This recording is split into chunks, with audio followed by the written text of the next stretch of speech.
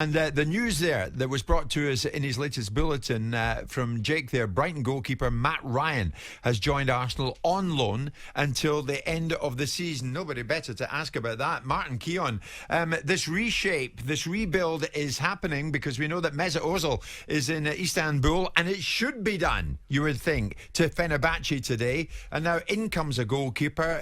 Emi Martinez joined Villa. So they've brought in Matt Ryan on loan from Brighton. It's all change at Arsenal. Renarsson didn't really capture the eye or the performance that we'd have expected. If you remember in the League Cup, there was a few mistakes. Very young man, of course, who's got a big career ahead of him. So they've adjusted that. I was disappointed to see Martinez leave in the first place.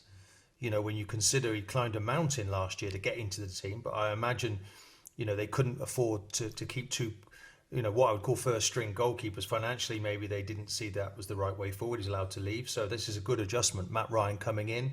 59 caps for Australia as the number one goalkeeper. He's been out of the team at Brighton. He's coming with a good experience, and that's what Arsenal need in the event that Leno gets injured at any point. Yeah, so that breaking news, Brighton goalkeeper Matt Ryan has joined Arsenal on loan until the end of the season. And Socrates has gone, one of the other players this week to have his contract terminated. Martin, the list is quite incredible. Do you know something? By the summer, and over the last 3 years, Arsenal will have let go Sanchez, Ramsey, Ozil, Cazorla, Wilshere, Socrates, Mustafi, Mkhitaryan and Welbeck. That is 190 million quid spent in fees, but nothing recouped on sales. Yeah, and that's all since Arsene Wenger left, by the sounds of things. You're going through, you know, going back a few years now as well.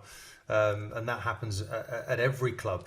But, you know, the manager is starting to rebuild. There's talk that there was this little clique of players that was a problem behind the scenes for the manager. I'm surprised at that because Socrates is a player that you sometimes see when you're in and around the club, and I always thought he was a good professional, very good defender. I was a little bit surprised that Mustafi played in front of him, but maybe the manager saw something that was happening behind the scenes and that went against the player, but he's gone now as well. And we wish him well and hope he's playing football again soon, because that's the love of football, Jim, has to be the main thing here. You talked about Hourihane leaving Aston Villa. He's not in the team. Barkley's come on loan. Grealish is playing brilliantly well. McGinn as well. No chance for him. He loves the game more than he does Aston Villa. He wants to play, and that has to be right. Let them play. It's healthy. He's gone to Swansea. Yeah, well, you're going to be hearing from Conor Hourihane very soon, and I tell you what, he talks a lot of sense. I think it's quite inspirational to other players who are thinking about doing the same kind of thing. But it is changing a lot now at Arsenal. What other areas of that football club, in terms of the team, in terms of team selection, do they need to look at so that Arteta has it exactly how he envisaged it? Well, I think the central midfield is still an area where you saw Partey coming in the other night, and I think he's an exceptional talent, but there needs to be somebody else alongside him. I don't think. I mean, the centre forward position is quite strong. It might be an area he wants to look at, but you've got Martinez there who can operate in that central role, and Nketiah, Balogun, a young player that's coming through as well, who I'd really like to see involved at some point between now and the end of the season.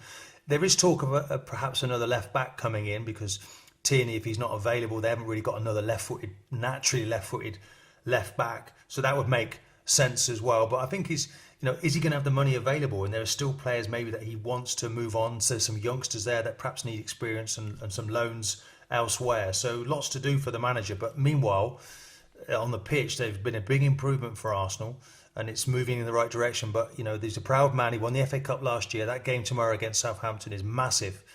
Really tough draw. And if they can pull through that, then they're up and running again. It could be a really good finish for Arsenal for the season. You know, Bob, I'm going to get into Martin about this as well, but there's been talk about a mole in the Arsenal camp. You hear about this, Martin? There'll be a mole in the Arsenal camp. Stories getting out, a fight between Luis and Ceballos. Certain leaks coming out of training. And this happens in football, doesn't it? Arteta didn't respond, didn't react when he was pushed about it yesterday, I noticed. But, I mean, when you played, Martin, without naming names, did you ever worry about somebody who may be the leak? No, because when I look back at the successful teams I was at, there's such a tight-knit group that nothing really goes out. It all stays in house. And I Be think honest with me, Martin. Come on. You must No. have looked at it's him. It's got to be him. No, not at all. Because if you think back to the teams in '98, the double-winning teams, and the 2002, I mean, there were never any issues. You know, I think what seemed to have happened at Arsenal, and it happened at the back end of Arsene Wenger's tenure, were stories were getting out. And you never like to see it because you don't know who you can trust within the building. Whether it was an innocent remark to somebody that had a link to a journalist, no one knows. But Arteta went to work on that, and now maybe this is the workings out that he's had. He's moved a few people on. He felt that things weren't. But you can never trust completely everybody, and it can be the most innocent of person at a football club. Yeah. So it's an inner sanctuary, and once that, you lose that trust, it's very difficult to work with some of the people you have around you. But you have to try to trust people. But some people are only human. They make mistakes. They let things out.